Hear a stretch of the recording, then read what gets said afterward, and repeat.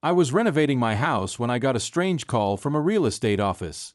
"Mr. Anderson, we know you've put your house on Maple Street up for sale, but some documents are missing," they said. "What sale?" I asked, and they were surprised. I learned that my tenant Marcus, whom I'd been renting to for 2 years, was trying to sell my house. He had started a property transfer with fake documents and signed contracts on my behalf to the real estate agency.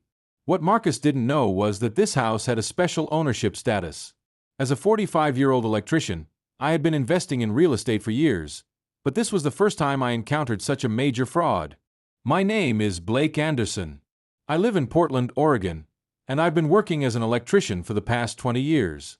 I have a successful business, but my main income comes from real estate investments. Over the years, I bought 5 different properties and rent them out. One of them is the 2-story house on Maple Street. This house is special to me because it was the first investment property I purchased. I bought the house 10 years ago. At that time, it came much cheaper than market value because the previous owner had to sell quickly due to urgent financial needs.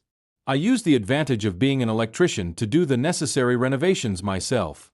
The value of the house had doubled over the years. 2 years ago, I found a tenant named Marcus Webb. He was 38 years old, well-dressed, well-spoken man. He introduced himself as a sales representative. His references were also good. He never missed rent payments, kept the house clean, never caused any problems. I thought he was a perfect tenant. He paid rent on time every month. When I occasionally visited the house, everything was in order. Marcus was also always polite and respectful. I had no suspicions. In fact, when renewing the lease agreement, he even accepted a rent increase. It was really hard to find such an unproblematic tenant. Last week I was renovating my own house's kitchen. I was trying to remove the old cabinet and install a new one. When the phone rang, my hands were dirty, but I thought it might be an important work call, so I answered. "Hello, I'm calling from Coastal Real Estate. Am I speaking with Mr. Anderson?" said a female voice. "Yes, this is me. How can I help you?"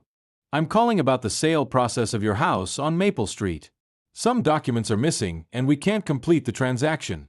I was surprised. "What sale process? I haven't put any house up for sale." The woman on the phone also seemed surprised. "But Mr. Anderson, you gave us instructions. Your representative Marcus Webb brought the documents." "Marcus Webb? He's my tenant. What authority has he given you?" "Your tenant?" But he introduced himself as the homeowner. He also brought ownership documents. "This is impossible." "I'm coming right now," I said and hung up. Coastal Real Estate office was downtown. It took 20 minutes by car to get there. On the way, I was trying to understand what happened. Why would Marcus do such a thing? What was he hoping to achieve? And most importantly, how had he prepared fake documents? When I arrived at the office, the young woman at the receptionist desk greeted me. After introducing myself, I said I wanted information about the situation. She directed me to Sandra Mitchell, a real estate consultant working in the office. Sandra was a woman in her 40s who looked experienced. There was a file about my house on Maple Street on her desk. "Mr. Anderson, this is really a very strange situation," said Sandra. "Marcus Webb came last week and said you wanted to sell your house. He brought ownership documents, ID photocopy, and power of attorney." "Power of attorney? I never gave any power of attorney.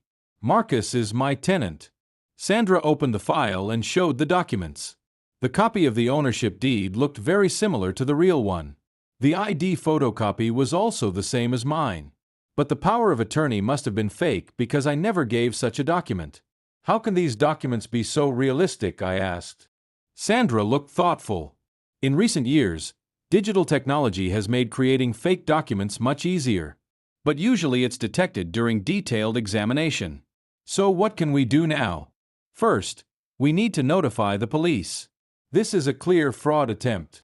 Then let's check the ownership records," said Sandra. After notifying the police, we went to the property records office. The clerk working there, Tom Richardson, knew me because I had done real estate transactions before. "Blake, what happened?" said Tom while examining the file. "My tenant is trying to sell my house with fake documents." Tom checked the records on his computer. Then he looked up and smiled. Blake, you're very lucky. This house is registered with the trust deed system. This system provides special protection. What does trust deed mean? I asked. The ownership of the house is actually registered to a trust fund. You appear as the beneficiary, but very special documents are required for actual ownership transfer. Only you and your lawyer know these documents. Then I understood. When I bought the house, my financial advisor had recommended this system, saying it provided protection against possible legal problems in the future. At the time, it seemed like an unnecessary expense, but now I understood what a wise decision it was. Marcus's fake documents would be useless because he didn't know about the trust deed status. For a real sale, special approval from the trust fund board of directors was required. Tom continued. Marcus Webb came last week and applied for sale.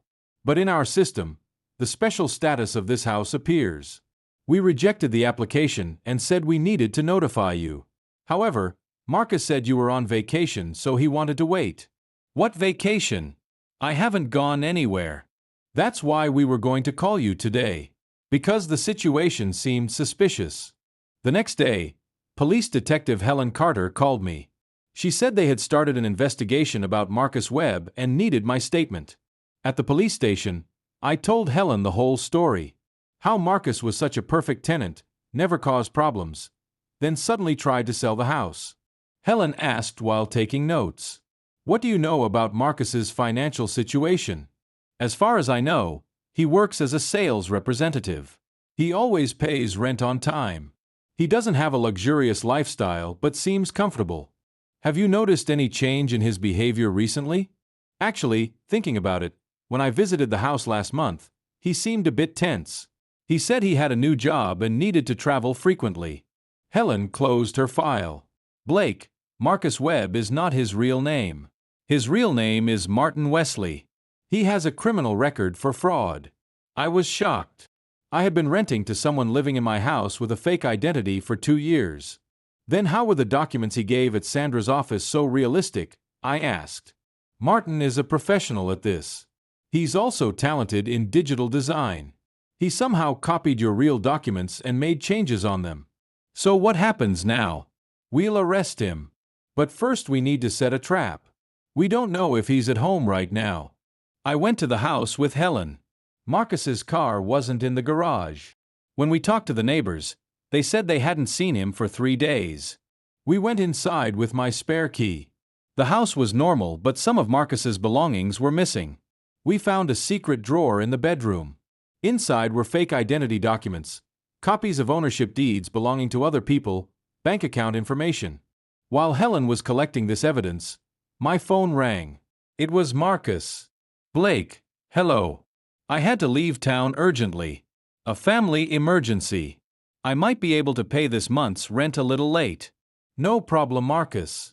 When will you return? I'm not sure. Maybe a week. Maybe longer. After hanging up, I told Helen about the situation. Marcus was trying to escape but might not have left the city yet. Helen immediately radioed headquarters. A search was initiated for Martin Wesley's capture. 2 hours later, Martin was caught at the airport. Fake passport, 5 different ID cards, and $10,000 in cash were found on him. What I learned during the court process was even more surprising. Martin had committed similar crimes in 6 different states in the last 5 years. He would settle in houses with tenant identity, copy homeowners' documents, then try to sell properties with fake documents. In some cases, he had been successful. He especially targeted elderly homeowners or people living out of town. Mine wasn't his first failed attempt, but it had been prevented thanks to the trust deed system. Prosecutor Karen Thompson explained how Martin operated while presenting the case. First, he played the perfect tenant role, gaining the homeowner's trust. Then he gained access to the homeowner's personal documents. He checked mailboxes, searched through trash, even secretly searched for documents inside homes. After completely gaining the homeowner's trust, he prepared fake documents. He prepared the fake power of attorney and identity documents necessary to transfer ownership to himself. Then he quickly sold the house and escaped. In my case, 2 factors stopped him. First was the extra security provided by the trust deed system. Second was the careful approach of the real estate office. When Sandra testified in court, she explained how Martin appeared professional, but there were inconsistencies in some details. Especially, it became clear that he had no knowledge about trust deed status. Martin's lawyer claimed his client only needed money and didn't want to victimize anyone. But the prosecutor proved that he had stolen assets worth a total of $2 million in 5 years. The court finally sentenced Martin to 12 years in prison. He also had to pay a total of $800,000 in compensation to victims. After the case ended, Sandra called me. "Blake, your situation taught us a lot. We now examine all property documents more carefully," she said. Helen also occasionally called to check how the process was going. She said Martin was trying to teach fraud techniques to other prisoners in jail but was prevented by the prison. The house is now rented to a new tenant. This time I did background checks much more carefully. I verified references, talked to previous landlords, even checked social media accounts. My new tenant Jennifer Walsh is a 32-year-old nurse. Very reliable and organized. She hasn't caused any problems since the first month. But I still visit the house every month to check the situation.